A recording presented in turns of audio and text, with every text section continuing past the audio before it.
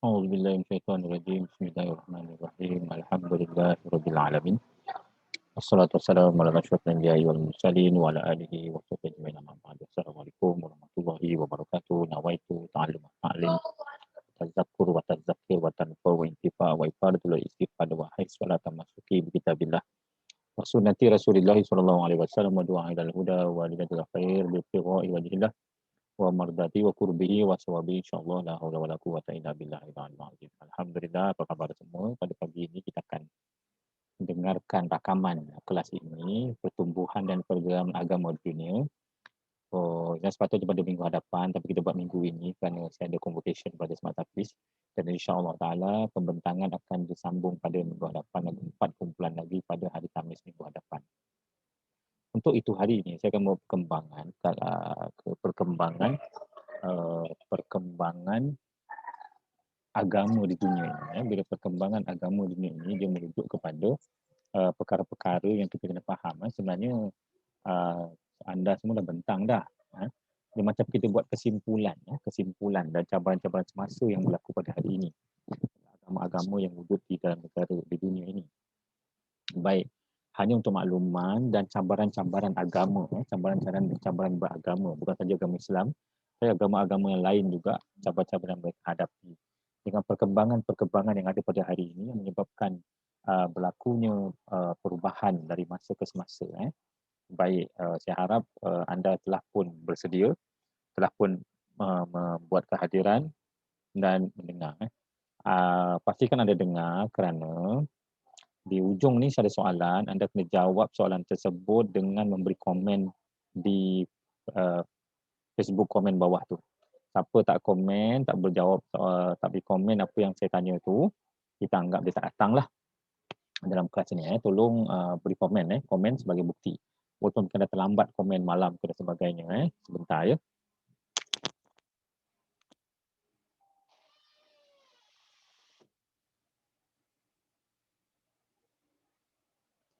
Baik, kita teruskan saja kelas kita pada kali ini. Saya tak tahu adakah anda mendengar dengan baik ke tidak. Kalau tak dengar, tak apa. Saya nak cuba tukar mic ini. Kerana kita khawatir segi rumah ni. Jadi, baik.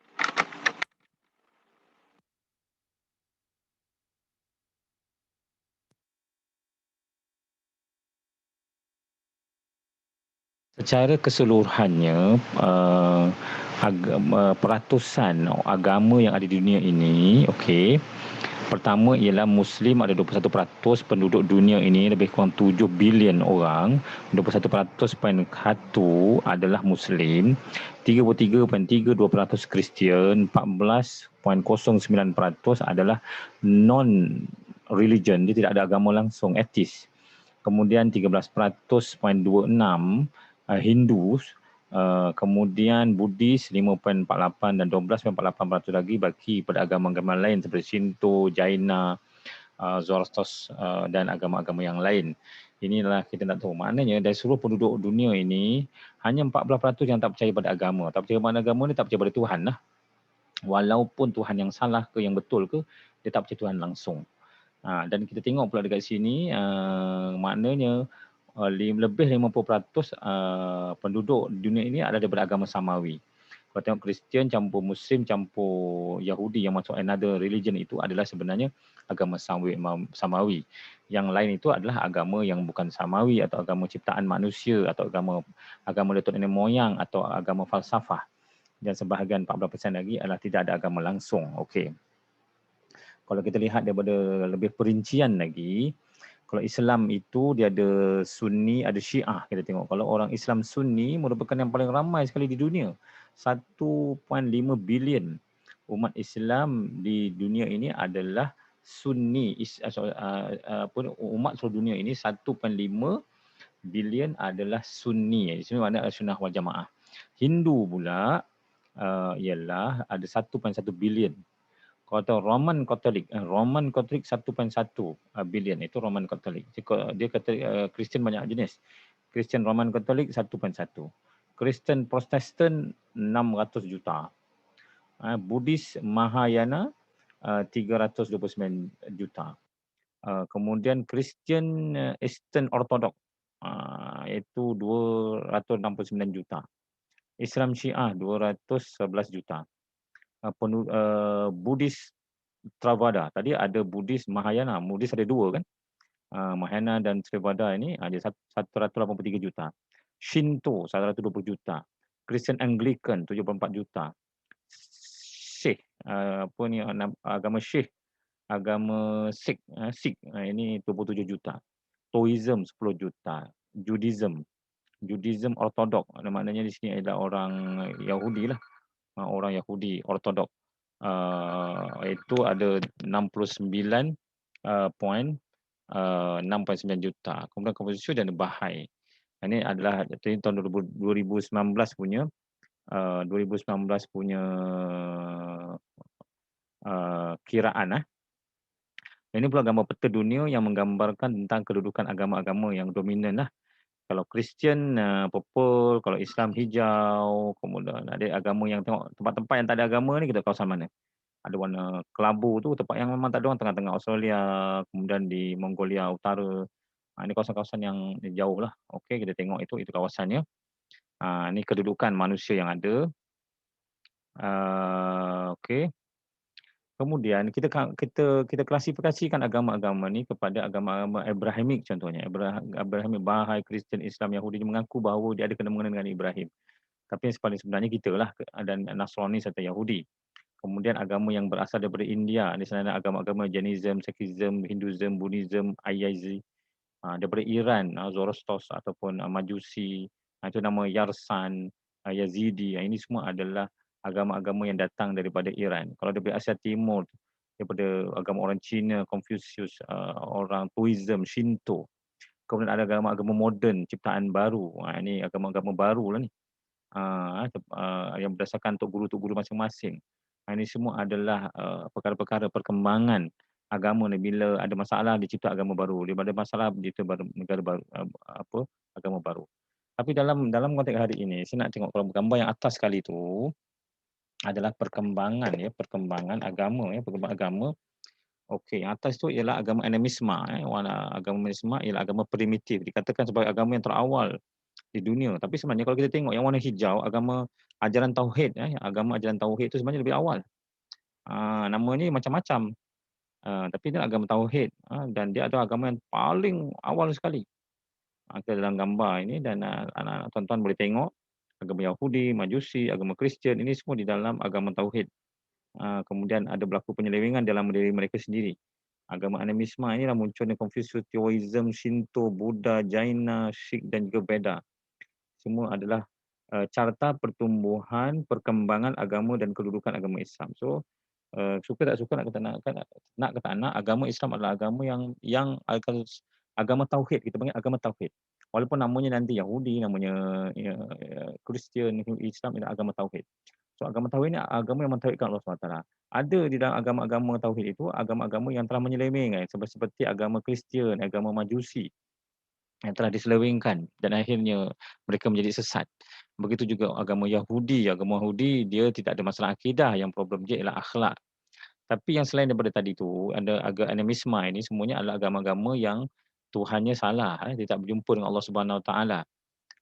Jadi itu perkembangan. Jadi so sebenarnya kalau kita tengok dalam graf ini, agama tauhid ni agama yang paling tua sekali, walaupun berbagai nama sampai ke hari ini. Dan walaupun mereka kata selepas itu baru ada agama animisma.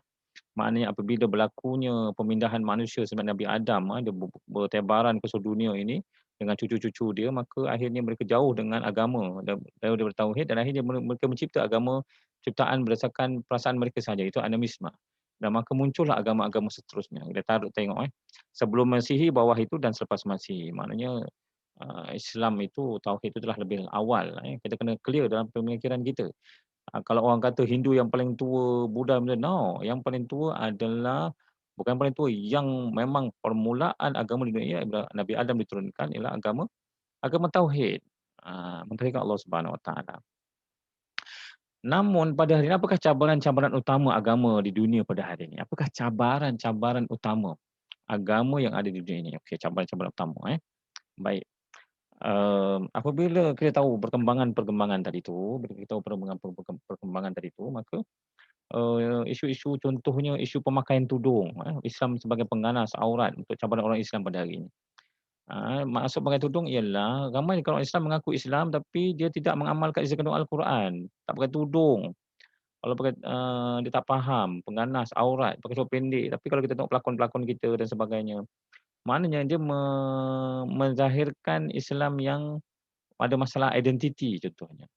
Orang-orang Sikh yang sudah mula cukur jambang, cukur, potong rambut, tapi dia nak tetap beragama Sikh tapi dia rasa bahawa apa yang Sikh punya undang-undang tu tak masuk akal. Tapi dia tetap nak agresif dan itu akhirnya mereka pun kritik agama dia sendiri. Dalam Islam pun begitu juga. Akhirnya ada orang Islam mengkritik agama Islam sendiri.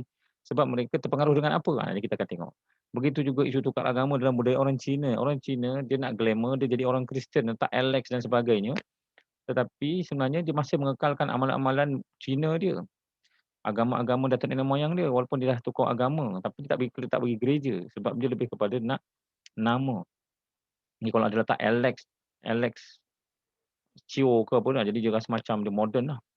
Isu hak asasi, agama-agama Kristian ni akhirnya ditinggalkan. Maknanya mungkin, kerana hak asasi kita tengok golongan neutralis, tak suka pakai baju lah, guna pornografi dan sebagainya, mereka masih lagi mengaku mereka orang Islam tapi buat kerja-kerja tak senonoh. Contohnya, tapi sebab atas nama kebebasan hak asasi, manusia, tapi yang tidak berpegang pada agama sebenarnya Kristian tak suruh macam tu, tapi dia terpengaruh dengan dengan pahaman-pahaman yang berbeza yang lain. Isu kebebasan di dalam agama Shinto. Shinto akhirnya banyaknya pelacuran di orang Jepun kerana mereka walaupun dia tahu dia kata dia ada dewa tapi dia pelacuran bunuh diri begitu tinggi di Jepun. Ada masalah juga walaupun dia kata dia agama Shinto. Isu kefahaman agama adalah agama Hindu. Orang Hindu sini pun dah tak mengamalkan isi kandungan apa yang ada dalam Hindu. Anak-anak muda Hindu, dia tak ikut dah adat-adat Hindu. Dalam perkahwinan dia, penentuan perkahwinan dan sebagainya. Mereka tak faham tak agama mereka, susah sangat. Ini tak pergi, dia pergi kuil dan sebagainya hanya ikut saja dia tak tahu isi kandungan agama mereka. Isu-isu kelonggaran dalam agama Buddha, Buddha sekarang ni maknanya Tok Pekong apa semua tu yang kita tengok. Akhirnya mereka hanya letak-letak je bahagian perhiasan di kereta dan sebenarnya mereka pun sebenarnya tidak mengamalkan dan dia pun tak faham agama depa. Ini cabaran. Dan ini semua bila kita berbual dengan padri-padri, saya pernah berbual dengan padri, berbual dengan, Sami Buddha, dia pun mengakui kita ada masalah anak-anak muda. Bukan kita ingat bahawa kita je ada masalah, sebenarnya orang Hindu, Buddha dia ada masalah anak muda. Anak muda sudah mula tidak suka pada agama kerana dia ada pahaman lain. Yang inilah kita tengok bila berlakunya kemodenan, maka berlakunya perkembangan fikiran, pada masa ini muncul pemikiran-pemikiran baru seperti sekularisme, iaitu mereka yang mengatakan agama sebagai candu. Semua agama sebagai candu dan agama ni menyusahkan hidup dan dia nak hidup dia sendiri. Maka lahirlah pemikiran-pemikiran seperti Karl Marx, pemikiran komunisme, pemikiran postmodernis, pemikiran futuristik, ini semua pemikiran-pemikiran. Mereka mengaku bahawa mereka ada agama tetapi cara berfikir dia tidak berlandaskan apa yang tertulis dalam agama mereka. Tidak tertulis di dalam kitab-kitab mereka. Dan akhirnya mereka pun tak percaya dengan kitab mereka. Akhirnya mereka hidup dalam keadaan moden pada hari ini. Walaupun mereka masih mengekal Hindu Budanya, tapi dia dari sudut pemikiran dia, pemikiran yang sebenarnya bila melakukan urusan-urusan dunia, dia tak berpegang pada agama. Dan cabaran ini bukan pada agama lain, agama Islam pun ada. Ramai di kalangan orang Islam yang tidak percaya pada agama dustur, perlembagaan Islam itu sendiri. Walaupun dia mengucap dua kalimah syahadah, walaupun dia seorang imam, walaupun dia seorang ustaz, walaupun mereka seorang orang yang ahli agama, tetapi bila implementasi itu problem. Ini cabaran. Kenapa perkara ini berlaku? Soalan saya. Anda kena tulis kat bawah satu saja atau dua faktor. Dua lah, dua. Dua saja. Anda tulis. Faktor pertama. Mengapakah berlakunya peninggalan terhadap agama di kalangan anak muda? Kenapa anak muda mula jauh pada agama? Semua agama. Yang cerita Islam sekejap lagi. Maknanya semua agama, anak muda mula merasakan agama ini menyusahkan mereka. mengapa perkara ini boleh berlaku. Okey, masing-masing yang dengar, pergi bawah, tulis nama anda dan kemudian beritahu. Satu, kerana apa? Kerana berlakunya pemodenan, kerana berlakunya pemikiran-pemikiran baru dalam masyarakat. Itu cukup. Anda kena boleh komen kat bawah. Jadi saya tahulah anda hadir dan anda dengar sampai akhir. Jadi pengembangan yang inilah yang kita akan memahamkan mereka masa perjumpaan kita pada minggu ke-14 berkaitan tentang dialog antaragama. Di mana pada masa ini bagaimana Islam menyelesaikan masalah kecelaruan agama-agama lain ini supaya akhirnya mereka meletakkan Islam itu adalah sebenarnya agama yang perlu mereka anuti kerana kita berbeza dengan mereka. Namun kita tetap mengakui bahawa ada di kalangan anak muda pada hari ini dalam Islam sendiri pun dia tidak mengamalkan isi kandungan Al-Quran.